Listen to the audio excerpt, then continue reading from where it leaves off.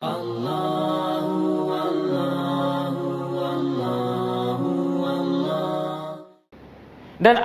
Islam juga tuan-tuan telah mengajar kita untuk berlaku adil bukan hanya dengan orang Islam, tetapi Islam juga telah mengajar kita untuk berlaku adil dengan orang bukan Islam, hatta dengan musuh sekalipun kita kena berlaku adil.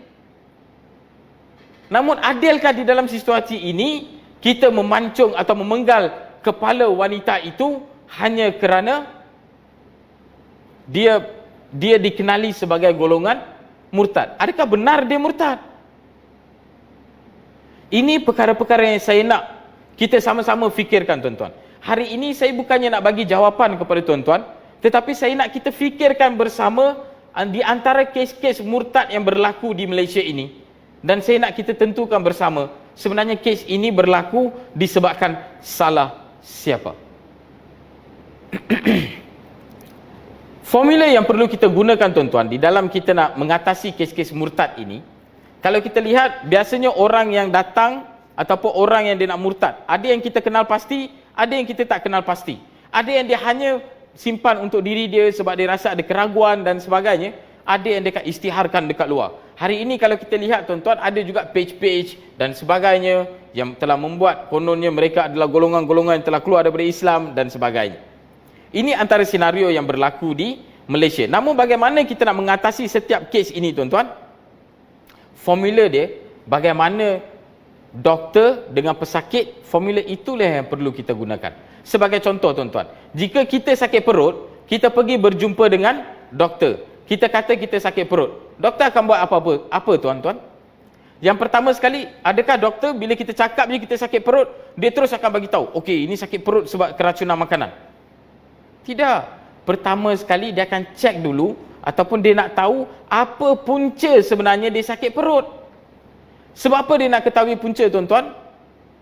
Sebab boleh jadi sakit perut itu disebabkan keracunan makanan. Boleh jadi juga dia sakit perut sebab dia mengandung. Boleh jadi juga dia sakit perut disebabkan perkara-perkara lain. Ada banyak faktor, boleh jadi appendix, boleh jadi dia sakit buah pinggang, dan boleh jadi macam-macam sebab untuk dia sakit perut. Dan setiap punca ini tuan-tuan, punca dia sakit perut itu ubatnya tak sama. Ubatnya berlainan. Kalau appendix, ubat dia lain. Kalau sakit pinggang, ubat dia lain. Kalau keracunan makanan, ubat dia lain. Sama juga kalau ada orang pergi, dia kata dia sakit kepala. Doktor tak terus on the spot terus bagi Panadol. Tetapi dia akan cek dulu, apa punca sebenarnya dia sakit kepala. Begitulah tuan-tuan, perlu kita handle dengan golongan-golongan yang kita tengok mungkin ada kemungkinan dia boleh murtad dan sebagainya. Pertama sekali, kita perlu lihat apa punca sebenarnya dia berfikiran begitu dan apa punca yang menghala diri dia ke arah murtad. Dan apabila kita tahu punca-punca ini tuan-tuan, dan kemudian kita boleh sediakan ubat yang paling sesuai untuk mereka untuk mengatasi penyakit murtad ini. Itu pada pemikiran saya. Seterusnya tuan-tuan, apabila kita berbicara tentang kes murtad ini tuan-tuan, ada dua perkara yang perlu kita fikirkan bersama. Yang pertama sekali, ada golongan masyarakat yang menganggap murtad ini adalah penjenayah. Mereka adalah golongan penjenayah. Ya, saya tidak nafikan. Kalau kita lihat di dalam Islam itu sendiri pun tuan-tuan, murtad, ada pandangan yang menyatakan murtad ini perlu dihukum pancung. Sebab apa tuan-tuan? Sebab dia dilihat sebagai contoh saya bagi. Katalah sekarang kita ada askar. Dan ada askar, ada orang dia menjadi seorang askar dan sebagainya, dan kemudian dia keluar daripada askar dan dia memihak kepada pihak musuh dan mula memberikan rahsia-rahsia yang ada di dalam kerajaan Malaysia sebagai contoh. Maka kita akan katakan dia adalah pengkhianat. Dalam konteks murtad menjadi pengkhianat ini tuan-tuan, ya, saya bersetuju. Namun di dalam ada juga banyak konteks yang mana mereka bukannya menjadi pengkhianat tuan-tuan. Dan kita akan lihat juga apakah mereka ini penjenayah, apakah mereka semua orang yang murtad ini, apakah mereka ini penjenayah ataupun mereka ini mangsa. Kita akan bincangkan bersama sama ada mereka penjenayah ataupun mangsa. Saya tidak nafikan Ada juga di dalam kes yang mana mereka sengaja, tuan-tuan. Dan ada juga kes-kes yang mana mereka suka menipu. Sebagai contoh, ada di beberapa negeri apabila ada golongan yang datang memohon di mahkamah untuk murtad dan sebagainya, dan kemudian apabila dibicarakan, mereka ada yang menipu, tuan-tuan. Saya bagi beberapa contoh kes yang saya dapat. Orang ini dia sendiri masuk Islam, dan setelah dimasuk Islam disebabkan beberapa faktor dan sebagainya, dia bagi tahu, dia kata dia telah dia telah dijampi oleh rakan dia, telah menyebabkan dia datang dan masuk Islam. Saya tanya dengan dia masuk Islam dekat mana? Dan dia kata dia masuk Islam dekat Jabatan Agama. Dan saya kata, you tak sedar ke? Dia kata dia tak sedar. Dan dia kata dia telah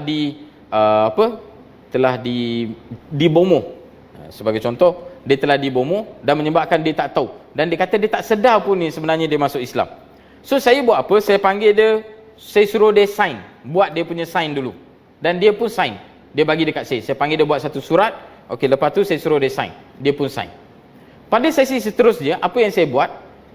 Saya panggil dia kembali dan saya dapatkan balik surat pengakuan yang dia masuk Islam itu.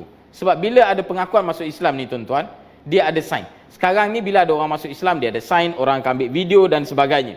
Dan apabila saya dapatkan surat tersebut, saya tengok sign dia dengan sign dekat surat yang dia masuk Islam tu sama, tuan-tuan.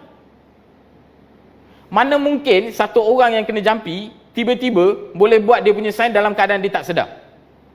So saya tidak nafikan ada juga kes-kes yang menipu disebabkan faktor-faktor lain dan sebagainya.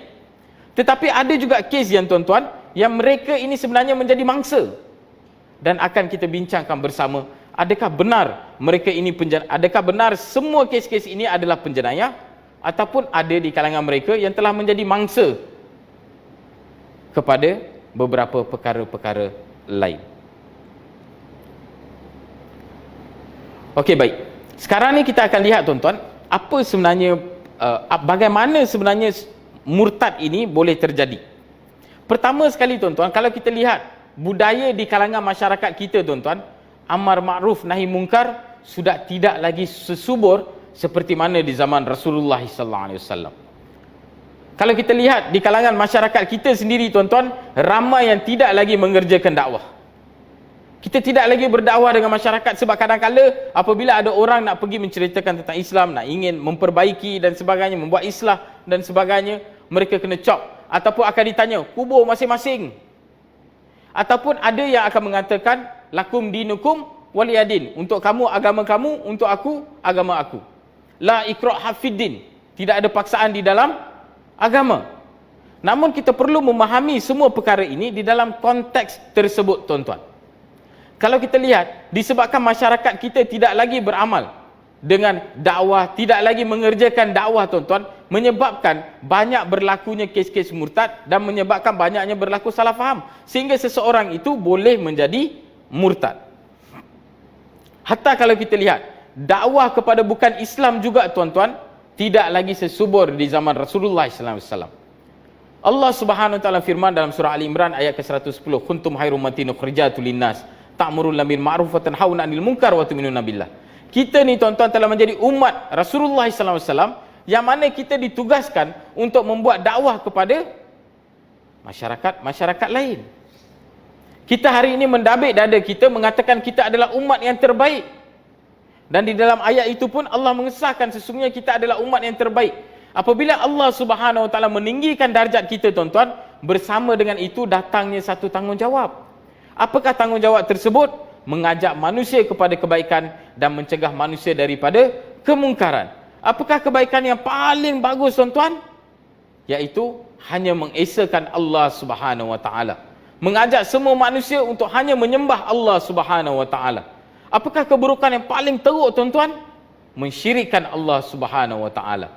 Hari ini, tuan-tuan, apabila kita tidak mengajak orang bukan Islam untuk memeluk agama Islam, maka akan bermulalah mereka akan mengajak kita untuk memasuki agama mereka. Di zaman Rasulullah SAW, kalau kita lihat dalam kerangka di zaman Rasulullah SAW, Rasulullah tidak stop kerja-kerja dakwah orang lain, tuan-tuan. Tidak. Tetapi apa yang Rasulullah SAW buat, adalah mengukuhkan dakwah di kalangan sahabat-sahabat, di kalangan orang Islam, sehingga tuan-tuan, orang-orang yang membuat dakwah pun telah memeluk agama Islam dan menjadi pendakwah di kalangan orang-orang Islam.